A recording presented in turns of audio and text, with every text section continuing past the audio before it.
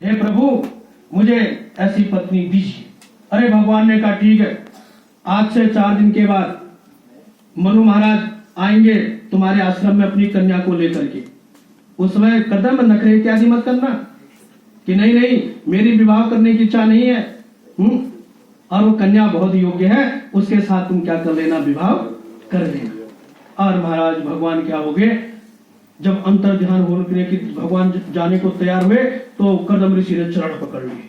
प्रभु एक विनती और है, एक इच्छा और है, यदि मेरा संसार बस गया, मेरी गृहस्थी बस गई, तो मुझे ऐसा वरदान दो ना कि आपके जैसा बेटा मेरे घर में जन्म ले। अरे मांगा भी तो क्या मांगा, भगवान के जैसा।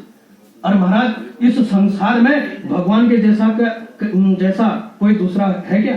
कोई नहीं। भगवान ने कहा ठीक है कर्दम, विचार करूंगा, मैं सोचूंगा भाई, तेरे विषय में सोचूंगा। और महाराज भगवान अंतर ध्यान हो गए। उधर महाराज नारद जी गए मनु महाराज जी के पास, खूब सम्मान किया नारद जी का।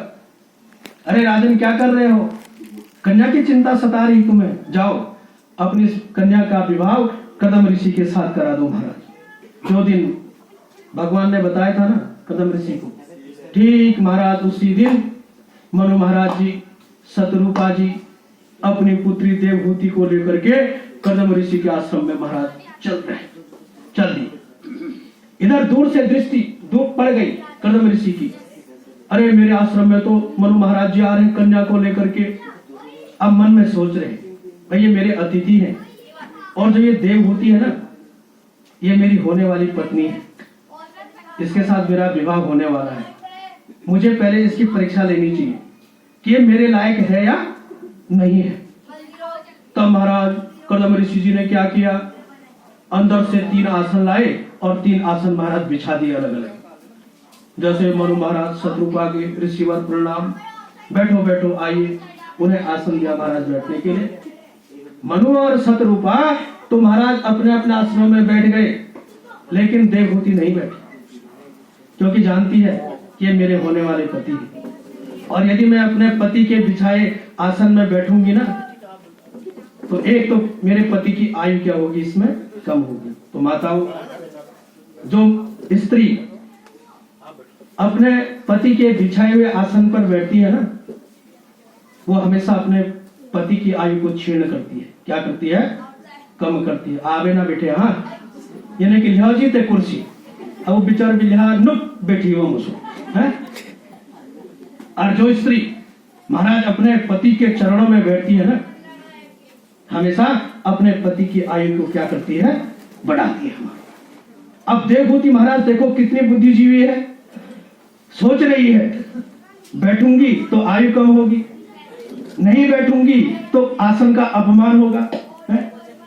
तो महाराज देवहूति ने क्या किया, अपना दायां हाथ आसन में रख दिया और अपना आसन से अलग बैठ गई। और कदम ऋषि जी देख रहे, अरे ये तो बहुत बुद्धिजीवी है भाई, ये मेरे योग्य है, इसके साथ क्या करना चाहिए? विवाह करना चाहिए।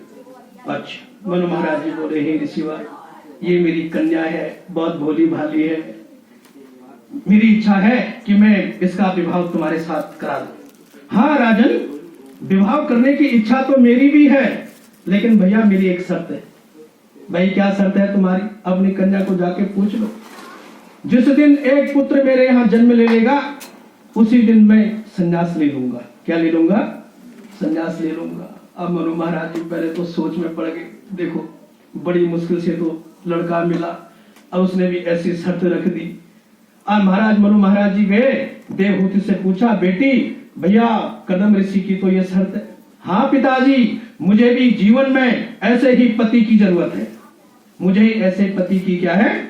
जरूरत है, जो सत्संग करे, परमात्मा का भजन करे, जो पति तपस्वी हो, जो योगी हो है, जो संयमी हो। मुझे भी ऐसे पति की क्या है? आवश्यकता है। तो महाराज मनु महाराज बहुत खुश हुए और यस्मिन् भगवतो नेत्रान् न्यपतन् न सुविन्दवौ कृपया संप्रीतस्य प्रपन्ने प्रतयाभृशम्। और महाराज मनु महाराज जी ने अपनी कन्या का विवाह कदम ऋषि जी के साथ करा दिया। अब देखो महाराज, जब कन्या को विदा कर दिया ना, तो मनु महाराज और देवहूति महाराज रो रहे। उनके आंखों से प्रेम के अश्रुधारा बह रही है। क्या निकल रहे? प्रेम के आंसू भी कई प्रकार के होते हैं, कई प्रकार के होते हैं आंसू। यदि समझो कि गर्म आंसू निकल रहे हैं, वो दुख के आंसू हैं। किसके आंसू हैं? दुख के हैं। यदि अश्रुधारा शीतल हो, ठंड हो, तो समझो कि वो किसके हैं? प्रेम के हैं, खुशी के हैं। तो महाराज अपनी कन्या को महाराज विदा कर दिया और मनु महाराज जी शत्रुपा चल दिए अपने राज्य की। जैसे ही विवाह हुआ, महाराज कदम ऋषि जी ने वो वस्त्र छोड़े और महाराज सन्यासियों के जैसे वस्त्र पहने और सरस्वती नदी के किनारे तप में बैठ गए। क्या करने लगे? तप करने लगे। ये भी भूल गए कि मेरा विवाह हुआ है, ये मेरी पत्नी है। पति का धर्म क्या है? पत्नी की रक्षा करना। पति का धर्म है ना। पत्नी का धर्म क्या है? पति की सेवा करना। यही धर्म है पत्नी का। लेकिन महाराज कदम ऋषि जी तो तप में बिल्कुल लीन है, केवल ब्रह्म का ही चिंतन कर रहे हैं, ईश्वर का ही ध्यान कर रहे हैं। देवहूति ने सोचा, भाई ये मेरे पति हैं, यदि मैं इन्हें नखरे इत्यादि दिखाऊंगी, इनकी तपस्या में विक्षेप डालूंगी, तो ये तो कहीं मुझे श्राप न देते। इसलिए महाराज देवहूति अपने पति की सेवा करने लगी। महाराज उसने भी पुराने महाराज सन्यासियों के जैसे वस्त्र पहने, भूखी है, प्यासी है, जल ला करके भर के रख देती। महाराज गर्म जल की जरूरत होती तो वहां पर रख देते। 12 वर्ष बीत गए। कितने वर्ष?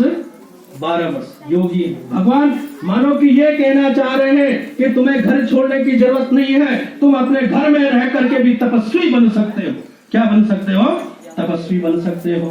भाई घर छोड़ो तो कहा जा, बौड़ में मिल सब कुछ नहीं मिला बौड़ में। और महाराज 12 वर्ष बीत गए। महाराज एक दिन कदम ऋषि जी का ध्यान टूटा।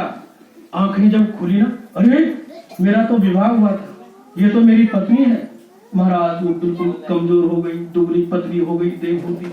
शरीर पर महाराज मैल जमा हुआ है, बालों में जटाई बन चुकी है। अरे अपने आप को धिक्कार है मेरे लिए कि मैं अपनी पत्नी की रक्षा नहीं कर पाया।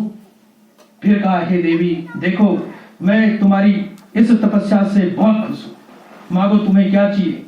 आज तुम मुझसे जो भी वरदान मांगोगे वो मैं तुम्हें दूंगा।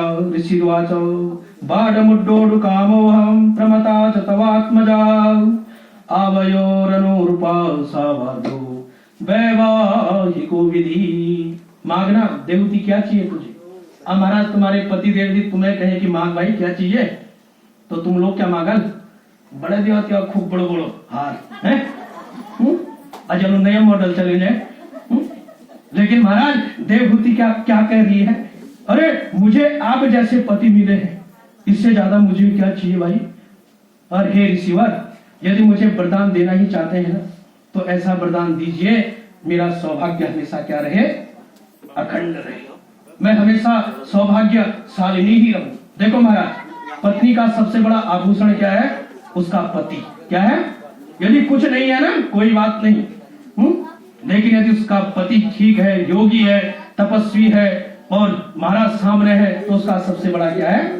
आभूषण है महाराज। नक्षत्र भूषणम चंद्रा नारीणाम भूषणम पति पृथिव्याम भूषणम राजा विद्या सर्वस्य भूषणम। तो महाराज नहीं, कदम ऋषि बोले देवहूति ये तो मैंने दिया, लेकिन इसके अतिरिक्त तो तुम्हें और कुछ मांगना ही पड़ेगा। अरे तो तुमने कहा था ना कि जिस दिन एक पुत्र जन्म लेगा मैं उस दिन घर छोड़ करके चले जाऊंगा, तो मुझे एक पुत्र का वरदान दो। महाराज तथास्तु बोल दिया, महाराज वरदान का वर दे दिया। तब महाराज देवहूति को मंगाया, कहा देव अपने साथ।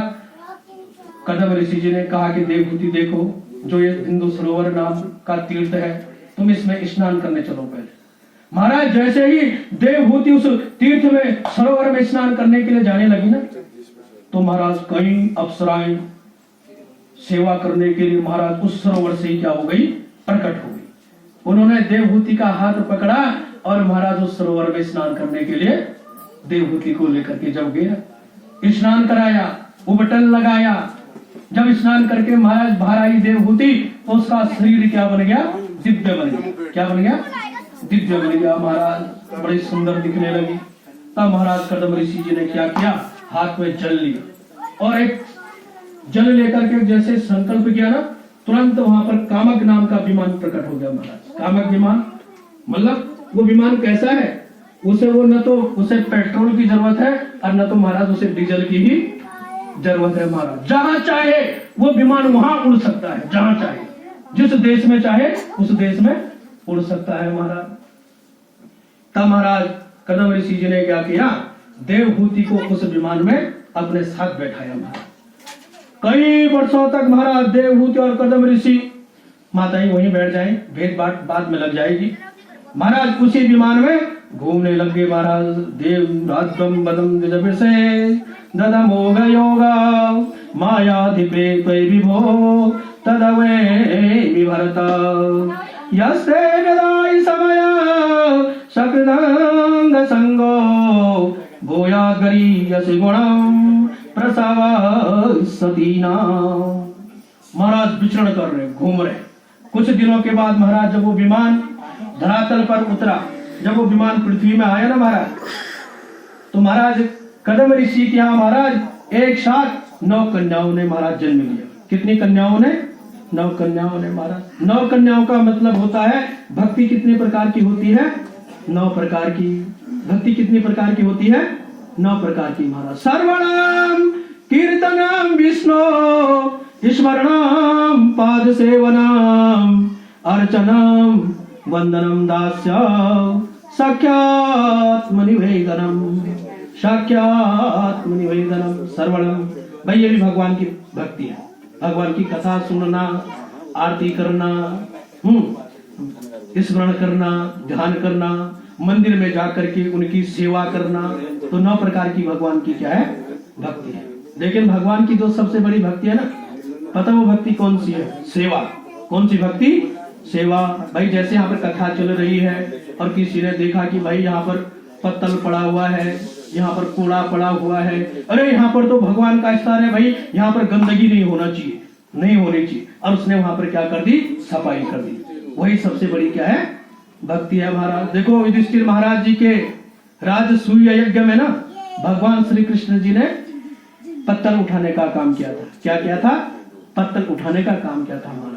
और हम लोग यदि कमर झुके तो हम शर्म ले जाए कि हमें दिए भाई जन्मों काम हमें भी दी है। तो भगवान की सबसे बड़ी भक्ति क्या है? सेवा महाराज। सर्वणम कीर्तनम विष्णु, कीर्तन करना, स्मरणम पाद सेवन अर्चनम वंदनम दास्य साख्यात्म निवेदनम। बार बार उनका ध्यान करना, चिंतन करना।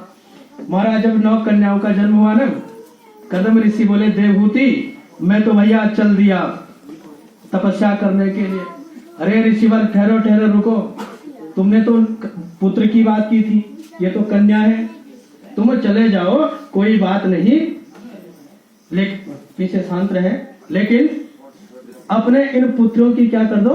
व्यवस्था कर दो पहले। अरे कदम ऋषि जी ने सोचा भाई बेचारी ठीक कर रही है, कौन इनको पालेगा, कौन पढ़ाएगा, कौन लिखाएगा है? यदि मैं चले गया ना तो ये बेचारी इनको कैसे पालेगी? ये ठीक कर रही है।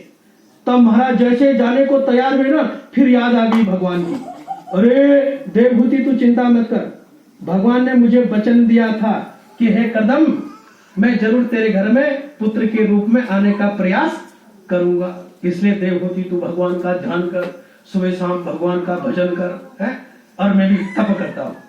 महाराज फिर कदम ऋषि रुक गए और कई वर्षों तक महाराज गृहस्थाश्रम में रहे। एक दिन महाराज भगवान को अपने वचन याद आ गए कि भाई मैंने तो वचन दिया है। नयस्य वर्ष्मण पुंसाम भृष्मण योगिनाम वृषतो सूत्रदेवस्य भूरित्यन्ति मे शव। अरे भगवान ने जब